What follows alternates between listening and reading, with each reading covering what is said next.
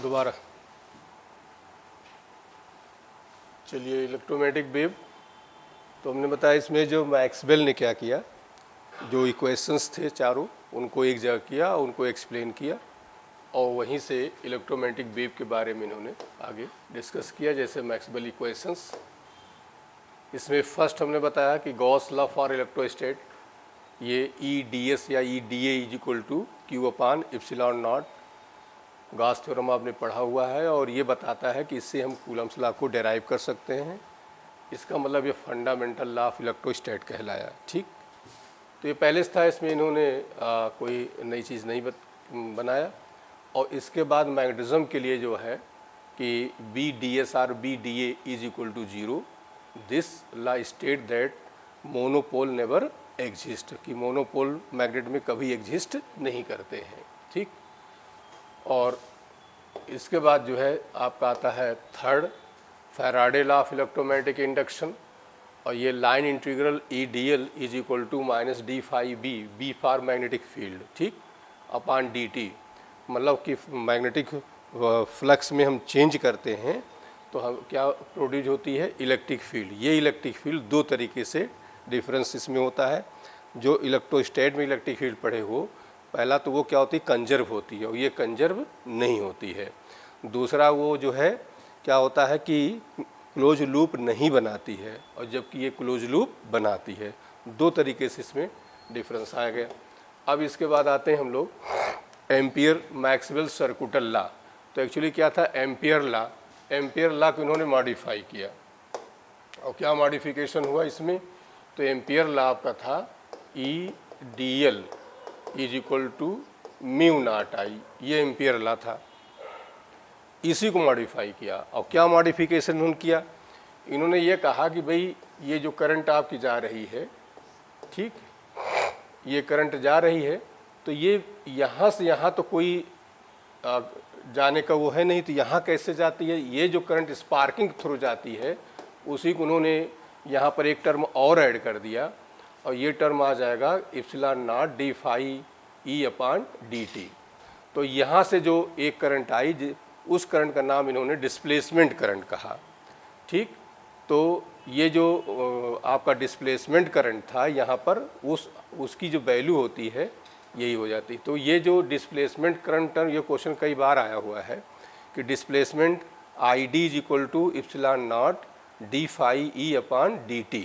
Question एक बार आया है, लेकिन ज़्यादातर क्वेश्चन इसमें सिर्फ यही आता है कि जो डिस्प्लेसमेंट करंट का वर्ड दिया, ये किसने दिया, मैक्सवेल ने। अभी तक जो हमने पढ़ाया उसमें सिर्फ एक चीज़ इम्पॉर्टेंट है कि डिस्प्लेसमेंट करंट किसने दिया। तो ये वर्ड डिस्प्लेसमेंट करंट जो दिया वो किसने दिया, मैक्सवेल ने। बाकी इसमें से और कुछ आता नहीं है। ठीक, तो उधर कुछ पढ़ने की ज़रूरत नहीं है आपको।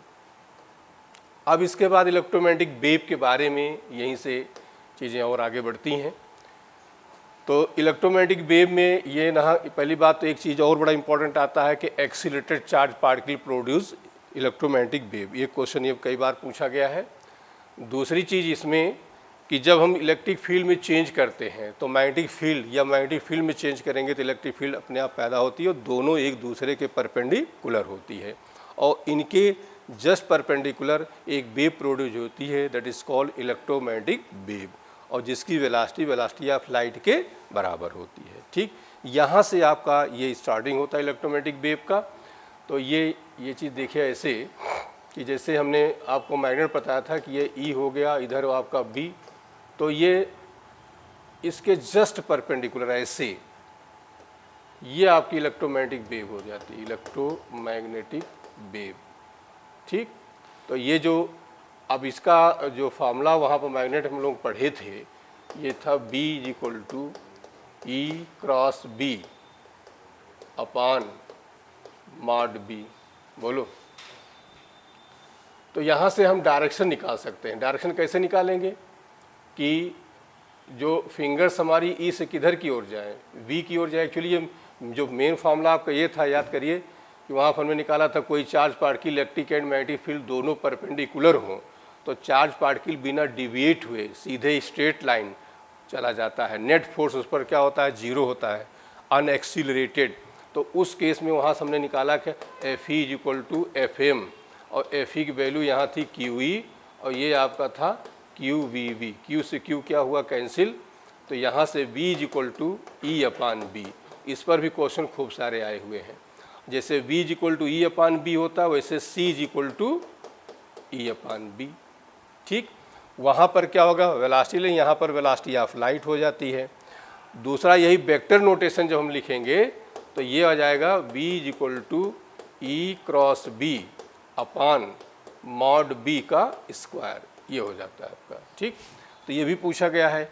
ऐसे इसका वेक्टर नोटेशन लिखोगे तो ये भी आपका हो जाएगा E cross B upon mod B. एक चीज़ और ध्यान दे रहना, यहाँ पर जो सी आता है ये एक्चुअली सी जो होता है ये होता है E naught upon B naught, maximum value amplitude कहलाता है। क्योंकि कहीं कहीं आरएमएस वैल्यू दिया जाएगा तो ये ध्यान दे रहना कि ई आरएमएस ये हो जाएगा E naught upon root two and B RMS और ये हो जाएगा B naught upon root to.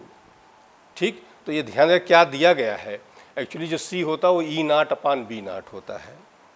यहाँ पर डायरेक्शन बहुत पूछा जाता है वेव का, तो डायरेक्शन के लिए ध्यान देना है। एक तरीका तो ये हो गया कि फिंगर्स अपार्ट कहाँ से जाएँ, ई से कहाँ जाएँ, तो जो थंब होगा वही वेलोसिटी को डायरेक्शन बताएगा इलेक्ट्रोमैग्नेटिक वेव का।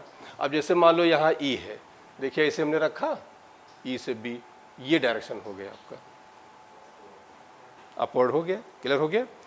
तो ये ध्यान देना राइट हैंड रूल से निकालेंगे।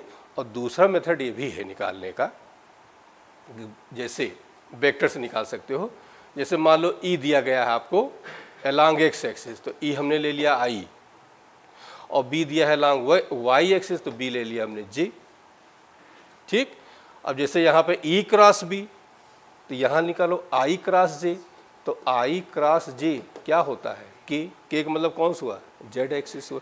दो तरीके हैं डायरेक्शन निकालने के, एक तो मेथड हो गया राइट हैंड रूल से, आप उससे निकाल सकते हो, और दूसरा हो गया आपका वेक्टर रूल से। दोनों में से जो आपको इजी लगे। ठीक, तो ये होता है। अब इसके बाद थोड़ा सा इसमें हम और आते हैं इक्वेशंस के बारे में, इनके वेव इक्वेशंस। ये दिया इलेक्ट्रोमैग्नेटिक वेव। अब जैसे इधर ध्यान दीजिएगा कायदे से कि इम्पोर्टेंट पोर्शन आपका है। ये हो गया आपका एक्स एक्सिस, ये हो गया वाई एक्सिस, और इसको हमने ले लिया जेड एक्सिस। ठीक, तो यहाँ अब मान लो इलेक्ट्रिक फील्ड डायरेक्शन इधर को है। ठीक, ऐसे, और मैग्नेटिक फील्ड आपका दिया गया है जैसे जेड डायरेक्शन दिया गया है। ठीक, तो हम ऐसे लिख रहे हैं, यहाँ ध्यान दीजिए कि E is equal to E naught sine, ठीक, ओमेगा टी या के एक्स, जो भी पहले लिख लो उससे कोई मतलब नहीं है। ये देखिए यहाँ लिख लिया हमने, ठीक, K X minus omega T. B is equal to B naught sine K X minus, ठीक। देखो ध्यान दो, दोनों में क्या डिफरेंस आ रहा है। ये दोनों सेम होगा।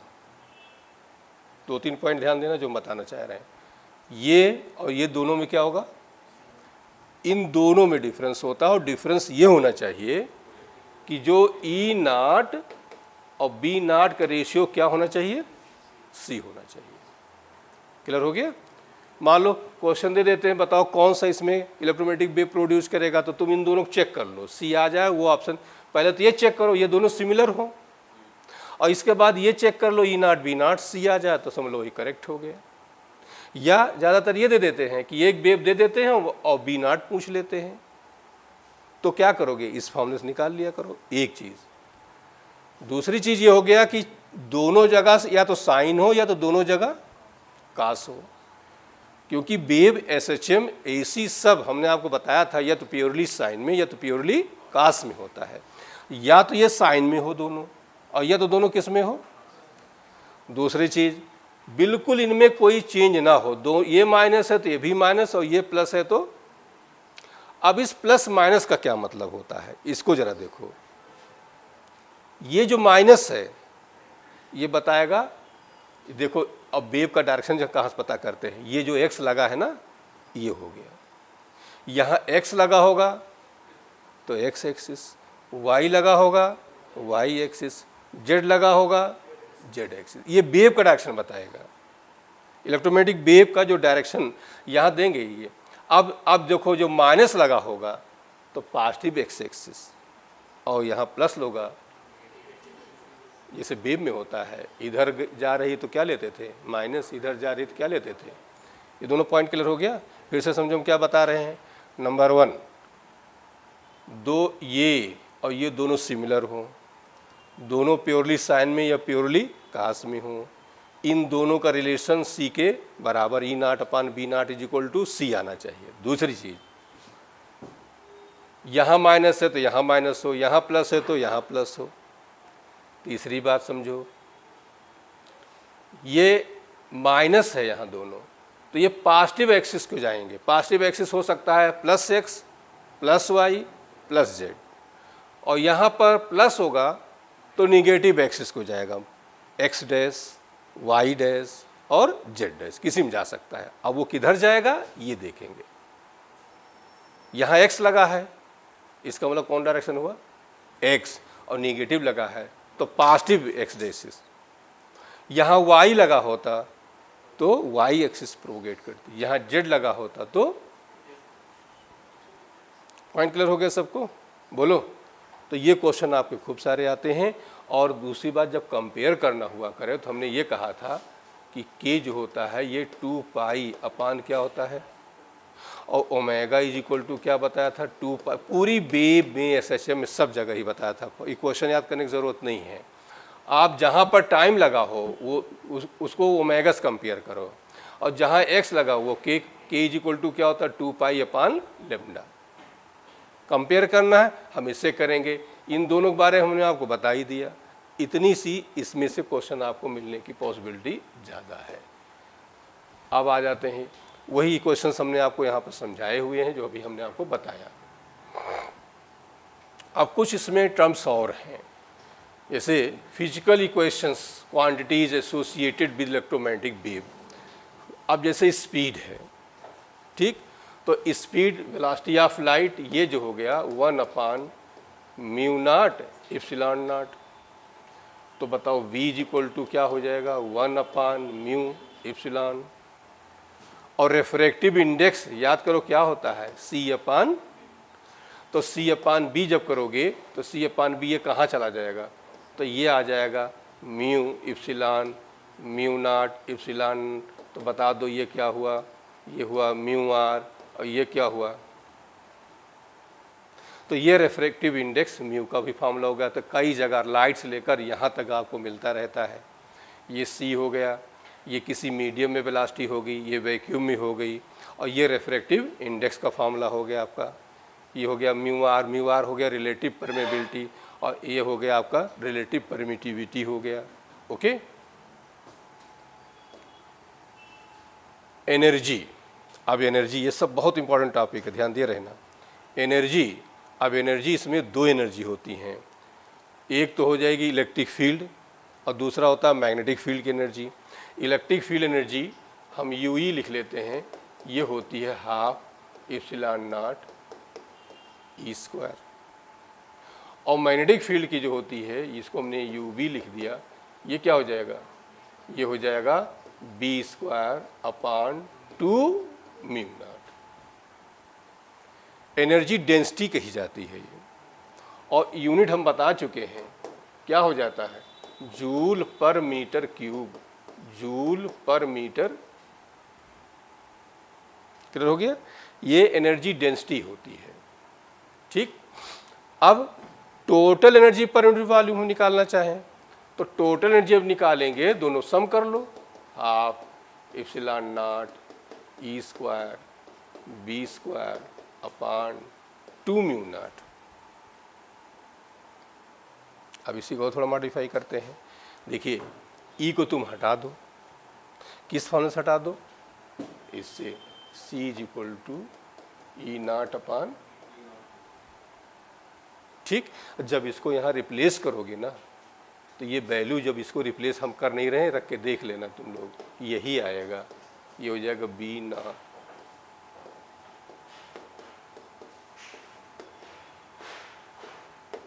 तो जानते हो क्या हो जाएगा?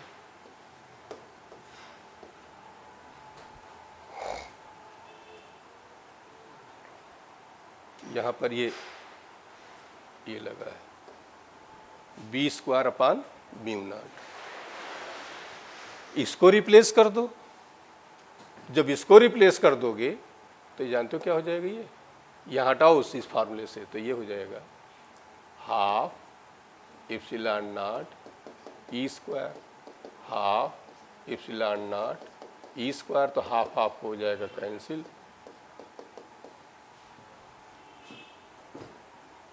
अब हम क्या बताना चाह रहे हैं समझिए ध्यान से, कि चाहे तो तुम ये फॉर्मूला याद कर लो, ठीक, दोनों फील्ड दी गई हैं, दोनों रख दो यहाँ पर, लेकिन हम कह रहे हैं केवल इलेक्ट्रिक फील्ड दी गई है, मैग्नेटिक फील्ड के बारे में कोई जिक्र नहीं है।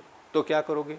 तो या तो वहाँ उस फॉर्मूले से मैग्नेटिक फील्ड निकालो और यहाँ रखो, और या तो सीधे याद कर लो कि एक्चुअली दोनों 50-50% होती है। 50% आपका इलेक्ट्रिक फील्ड होती है और 50%, तो इसीलिए जो है ये 50% मिलके 100%, कहने का मतलब हम ये कहना चाह रहे हैं केवल इलेक्ट्रिक फील्ड दी गई है और टोटल एनर्जी पूछा जा रहा है, तो क्या लगा दोगे? Epsilon naught E square. केवल मैग्नेटिक फील्ड दी गई है और टोटल पूछा जा रहा है, तो क्या लगा दोगे? पॉइंट क्लियर हो गया? B square upon mu naught हो गया। फिर से समझ लो, केवल इलेक्ट्रिक डेंसिटी की बात होती है, वो फॉर्मूला क्या हो गया? Half epsilon naught E square. केवल मैग्नेटिक डेंसिटी की बात होती है तो क्या होता है? B square upon 2 mu naught. Total energy density की बात होती है, दोनों को सम कर दो। लेकिन क्वेश्चन में मान लो केवल यही कहा जाता है कि इलेक्ट्रिक फील्ड आपको दी गई है और टोटल पूछा जा रहा है, तो दोनों 50-50 होते हैं, इसलिए क्या हो जाएगा? Epsilon naught E square. Question में मान लो तुम्हें मैग्नेटिक फील्ड दिया गया है, टोटल पूछा जा रहा है, तो क्या करोगे? अब हमारी बात समझ में आई सबको? बोलो, डाउट तो नहीं है? तो ज़्यादातर क्वेश्चन तो ये अलग अलग पूछे जाते हैं, इनकी यूनिट डायमेंशन पूछी जाती हैं, और ये पूछा जाता है कि इलेक्ट्रोमैग्नेटिक वेव में इनका रोल कितना कितना है, तो 50% इलेक्ट्रिक का और 50% मैग्नेटिक का। इसके बाद आता है average energy density. Average energy density, ये जो एवरेज होती है, यू एवरेज, ये हो जाएगी 1/4। बस यहाँ जहाँ 2 है 1/4 लगा दो।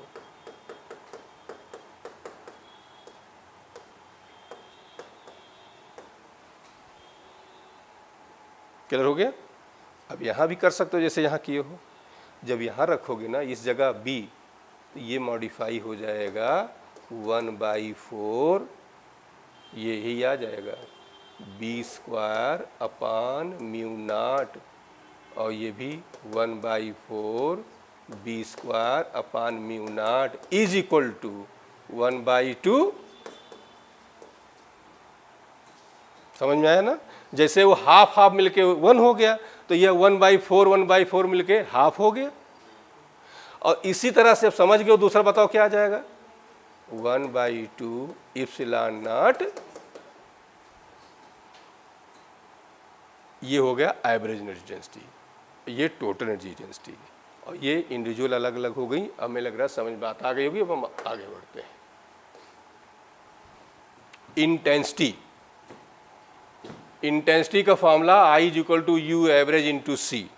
यू एवरेज आप निकाल चुके हो इंटू सी, तो अब चाहे देखो ई के टर्म में ले आओ, चाहे बी के टर्म में जो दिया जाए, तो इस पर ज़्यादा क्वेश्चन नहीं आए हुए हैं।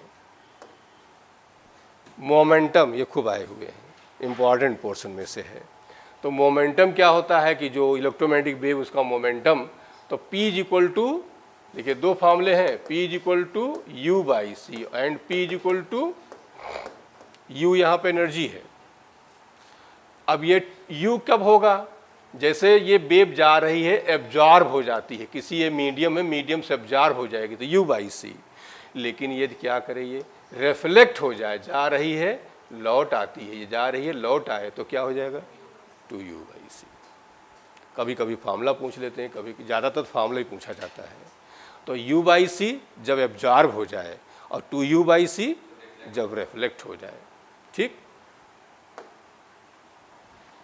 पॉइंटिंग वेक्टर होता है, ये भी एनर्जी का ही होता है, S is equal to E cross B upon mu naught. तो ज़्यादा पूछा नहीं गया है, इसलिए इस पर ज़्यादा जाने की ज़रूरत नहीं है। रेडिएशन प्रेशर, ये भी कुछ पूछा जाता है, तो रेडिएशन प्रेशर भी सेम चीज़, बस यहाँ 2s अपान सी हो जाएगा। ठीक, एस पॉइंटिंग वेक्टर, यहाँ भी 2s अपान सी कैसे हो जाएगा कि रिफ्लेक्ट हो रही है, रिफ्लेक्ट हो जाए, तो ये P इज इक्वल टू क्या हुआ 2s बाई सी, और एब्जॉर्ब हो जाए, ये एब्जॉर्ब हो जाए तो P इज इक्वल टू, ये चारों इंपॉर्टेंट है, मोमेंटम का भी इंपॉर्टेंट है और रेडिएशन प्रेशर का भी इंपॉर्टेंट है। दोनों में 2 तब होता है जब क्या हो, रिफ्लेक्ट हो जाए, बस इतना ध्यान देना। ठीक,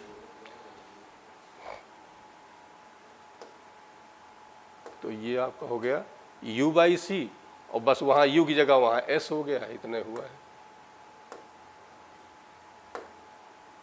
अब हम लोग क्वेश्चंस पे आ जाते हैं, बहुत बेसिक क्वेश्चंस हैं, अपने आप कर लोगे। बताओ, when light propagate through a material medium of relative permeability mu R and relative permeability, अच्छा mu R the velocity v, और वेलोसिटी v अभी हमने आपको बताया है, क्या बताया था, म्यू इज इक्वल टू, बोलो, c upon is equal to, तो बताओ b इज इक्वल टू क्या हो जाएगा, b इधर ले आओ तो c अपान,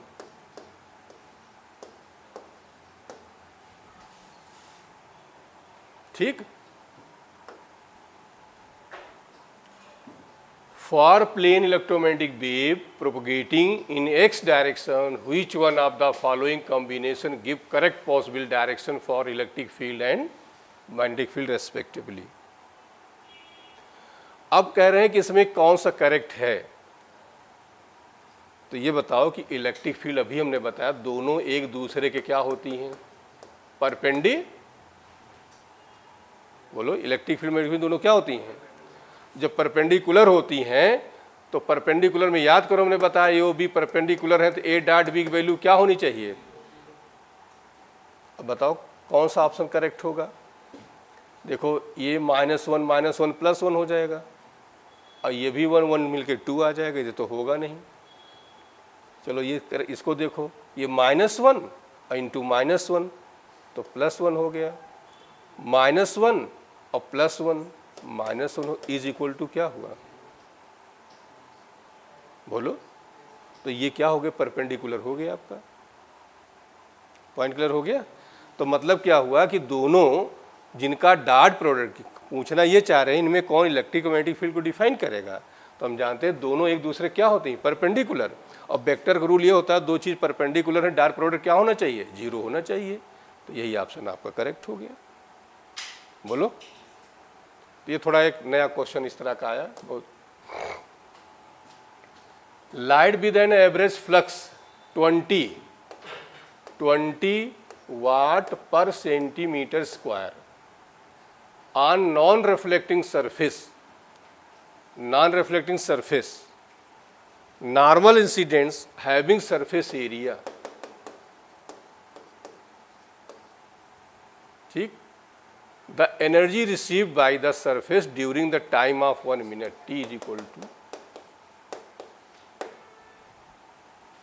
अब इसमें देखिए actually I is equal to होता है E अपान AT, तो बताओ एनर्जी पूछ रहे हैं, तो E is equal to I, अब वैल्यू सारी रख दो यहाँ पर, अब I देखो 20 वाट पर centimetre area, 20 centimetre square into 1 minute, तो 60, अब सेंटीमीटर स्क्वायर क्या हुआ, और वाट इंटू सेकेंड क्या बन जाएगा, जूल। अब इसको आप मल्टीप्लाई कर दीजिएगा, ठीक। Ratio of the contribution made by the electric field and magnetic field components to the intensity of an electromagnetic wave कितना होता है 1 रेशियो, क्यों दोनों 50-50% होती है ना, तो दोनों रेशियो क्या आएगा 1:1।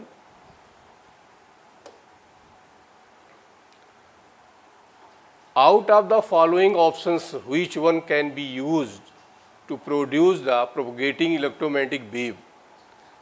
अब अभी मैंने बताया कौन सा है, एक्सीलरेटिंग चार्ज पार्टिकल। ये क्वेश्चन कई बार रिपीट हो चुका है।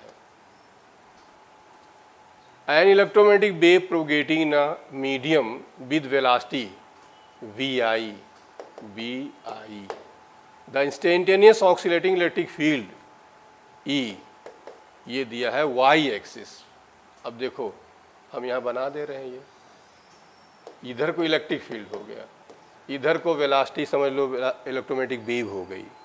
Then the direction of oscillating magnetic field B की वैल्यू निकालना है तुम्हें। दोनों रूल्स लगा सकते हो, चाहे राइट हैंड रूल्स लगाओ। और राइट हैंड रूल हमने क्या बताया था, इधर देखो ये बताया था, मान लो ये E है और ये B है, तो फिंगर्स हमारी E से कहाँ जाए और थंब हमारा इलेक्ट्रोमैग्नेटिक वेव की तरफ रहे।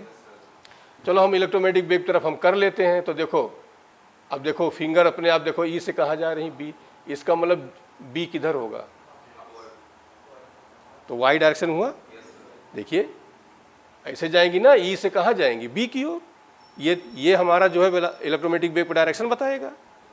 तो देखो E से B की ओर जा रही, B इधर होगा, इसका मतलब कि B का डायरेक्शन ये हमारा हो जाएगा, मतलब y एक्सिस हुआ। ठीक, दूसरा तरीका इसका ये भी है, आप उससे निकाल सकते हो, वेक्टर्स निकाल सकते हो। ठीक, और वेक्टर्स कैसे निकालेंगे, देखिए E क्रॉस B, ठीक, E क्रॉस B निकाल लो, मतलब समझो कि C इज इक्वल टू ये होना चाहिए, E क्रॉस B, इसको फॉलो करना चाहिए। अब C किधर है, एलॉन्ग एक्स एक्सिस है, तो क्या लिख सकते हो I, और E किधर है तो क्या लिख सकते हो G। अब अपने आप बताओ कि B क्या हो कि I आ जाए, B की जगह हम क्या रखें कि I आ जाए। इधर देखो वेक्टर में ये I J और ये I क्रॉस J K आता है, और J क्रॉस K I, और K क्रॉस I J। अब देखिए I आना चाहिए, तो I कैसे आएगा, जब J क्रॉस, इसका मतलब यहाँ हम क्या लिखें, और K का मतलब क्या हो जाएगा बताओ, Z एक्सिस हुआ। तो Z एक्सिस ये आपका Z एक्सिस हो गया, आपका ये X एक्सिस हुआ, ये Y एक्सिस हुआ, और ये क्या हुआ Z एक्सिस हो गया। दोनों मेथड है निकालने के, चाहे वेक्टर का हेल्प ले लो और चाहे राइट हैंड रूल लगा लो, दोनों में से जो इजी पड़े आपको कर लोगे ना।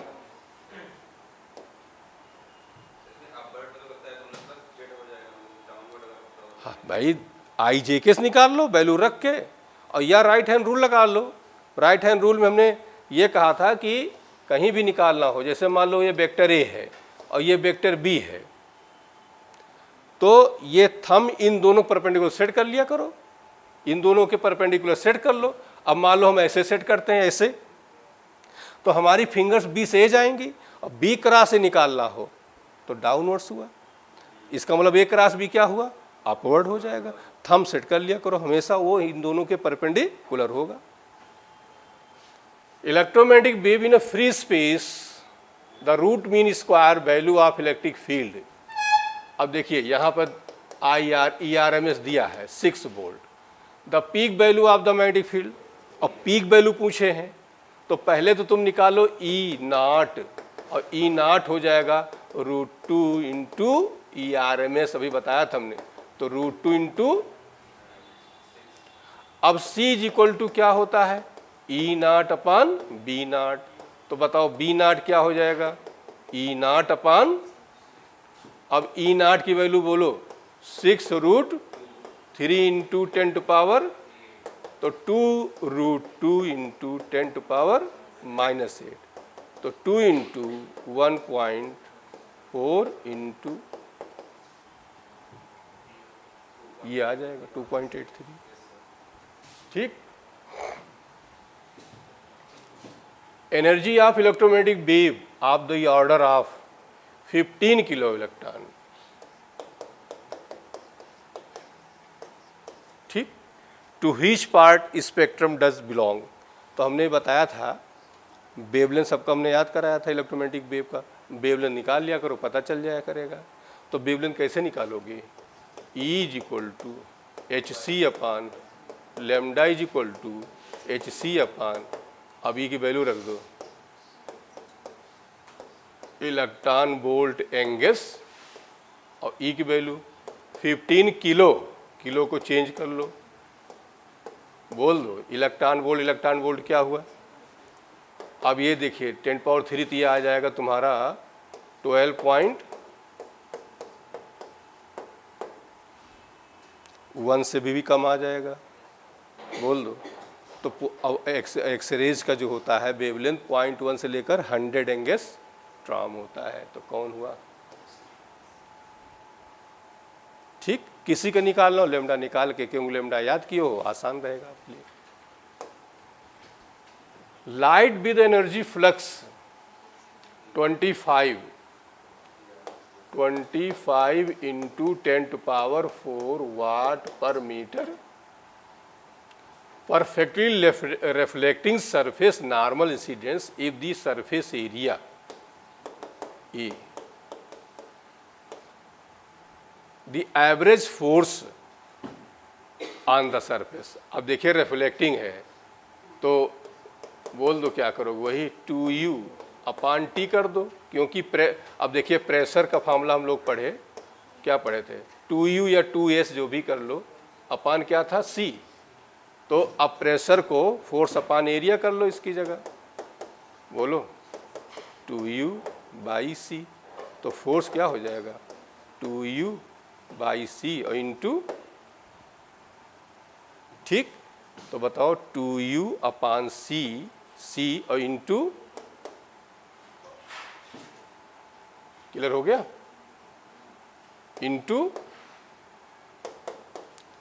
अब U ये देखो यहाँ I दिया है, तो क्या करोगे बताओ, 25 इंटू 10⁴ वाट पर मीटर स्क्वायर इंटू A, तो 15 into 10⁻⁴ metre square upon 3 into 10⁻, metre per newton में आंसर आ जाएगा आपका। ये मीटर से मीटर कैंसिल हो जाएगा, इसको ब्रेक करोगे तो ये न्यूटन में आंसर आ जाएगा। बोलो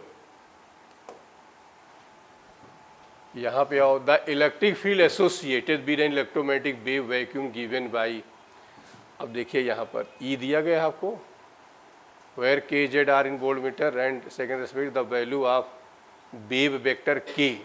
एक्चुअली हमने आपको क्या बताया, k इज इक्वल टू होता है 2 पाई अपान लेमडा, चाहे इससे निकाल लो और चाहे यही लिख सकते हो ओमेगा बाई C भी होता है। जब यहाँ से ब्रेक करोगे, देखो कैसे करो, लेमडा को तुम ब्रेक कर लो, लेमडा ब्रेक करोगे, lambda is B is equal to होता है n लेमडा, तो लेमडा इज इक्वल टू वही C अपान n, n मतलब फ्रीक्वेंसी, C अपान n कर लिया, ठीक। अब n चला जाएगा ऊपर, तो 2 पाई n बाई C, और 2 पाई n क्या होता है ओमेगा। अब ओमेगा की वैल्यू यहाँ पे देखिए दी गई, टाइम के साथ ओमेगा रहता है, तो बताओ क्या हो जाएगा, 6 इंटू अपान, कितना आंसर आया, यूनिट इसकी क्या होती है, इसकी कोई यूनिट हुई नहीं, नीचे मीटर है, तो मीटर की पावर -1 हुई। बोल दो electric and magnetic field associated with electromagnetic wave propagating along z axis can be. अब देखिए इसमें तुम्हें चेक करना है कि जो इलेक्ट्रोमैग्नेटिक वेव हो z एक्सिस की ओर जा रही है, मतलब z एक्सिस मतलब हो गया k डायरेक्शन में, ठीक। ऑप्शन चेक कर डालो एक एक करके, ये k है और ये I है। अच्छा तब k तो समझो z है ही है, तो उधर तो होगा नहीं ना। बोलो जब z में तुम्हारा क्या दे रहे हैं बताओ, इलेक्ट्रोमैग्नेटिक वेव दे रहे हैं, तो तुम्हारा E और B ये होगा I में और J में, क्लियर हो गया, I और J। अब देखो ये भी गलत हो गया, ठीक, ये भी गलत हो गया, तो कुछ करने नहीं था। अब चेक कर लो कि एकदम करेक्ट है कि नहीं है। तो देखो ई है आई, तो हम निकालते हैं ई क्रॉस बी, तो ई हो गया आई क्रॉस जे। आई क्रॉस जे क्या होता है, निकला है आपका। ठीक, तो डायरेक्शन बहुत ध्यान देना, बहुत पूछा जाता है। अब कह रहे हैं the electric field part of an electromagnetic wave in the medium represented by, ठीक है, मूविंग। अब बताओ ये पहली बात किस डायरेक्शन में जा रही है। देखो यहाँ एक्स है और यहाँ क्या है, माइनस है, तो पॉजिटिव एक्स एक्सिस, बोलो पॉजिटिव एक्स एक्सिस। अब इसमें तुम्हें कंपेयर करना हो तो हम सब एक जगह निकाल दे रहे हैं। तो ये देखिए ई नाट तुम्हारा हो गया 2.5 और यहाँ से सी इज इक्वल टू लगा सकते हो ई नाट अपान, तो बी नाट की जो वैल्यू आ जाती ई नाट बाई सी, ये निकाल सकते थे। दूसरा जो है देखो ये टाइम के साथ ओमेगा लगता है, तो ओमेगा इज इक्वल टू 2 पाई 10⁻⁶ हुआ और ये होता 2 पाई फ्रीक्वेंसी, तो 2 पाई 10⁻⁶, तो फ्रीक्वेंसी हो गई 10⁻⁶, ये निकल आया। अब तुम्हें लेमडा निकालना हो तो लेमडा एक्स साथ रखता है, तो 2 पाई अपान लेमडा पाई 10⁻⁻2, तो लेमडा हो जाएगा 2 अपान 10⁻⁻2 इज इक्वल टू 200। सारी चीज़ निकल आई है आपकी। और पूरी वेव में हर जगह हमने बताया था कहीं कंपेयर करना हुआ करे तो बस सीधे सीधे टाइम के साथ ओमेगा कंपेयर किया करो और एक साथ केट कंपेयर किया करो, कहीं तुम्हें कोई क्वेश्चन याद करने की ज़रूरत ही नहीं है। ठीक, तो समझ में आ गया होगा। देखिए सब निकाल लिया, फ्रीक्वेंसी भी निकल आई, ये भी निकल आया। बोलो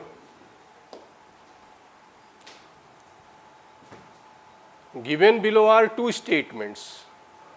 statement first, electromagnetic wave are not deflected by electric magnetic field, सही गलत, सही है। Second statement, the amplitude of electric field and magnetic field electromagnetic wave are related as, सही गलत, गलत है ये। तो फर्स्ट करेक्ट है और सेकंड इनकरेक्ट है, तो कौन सा ऑप्शन करेक्ट हो गया। Statement 1 is correct true but statement second is false. The magnetic field of plane electromagnetic wave associated with electric field B. अब देखिए क्वेश्चन हमने जो आपको बताया था, एकदम देखो यहां से यहां तक कोई चेंज नहीं आएगा, तो पहले मिला लो cos 1.648। अब देखिए सब में वही लगभग आ रहा है। देखिए अभी साइन है, ये साइन है, ये तो दोनों गलत हो गए ना, इन दोनों में कोई करेक्ट है। ठीक, तो देखिए 1.6 ये तो पूरा मैच कर गया टी। अच्छा अब देखिए अब क्या चेंज किए हैं और देख लो।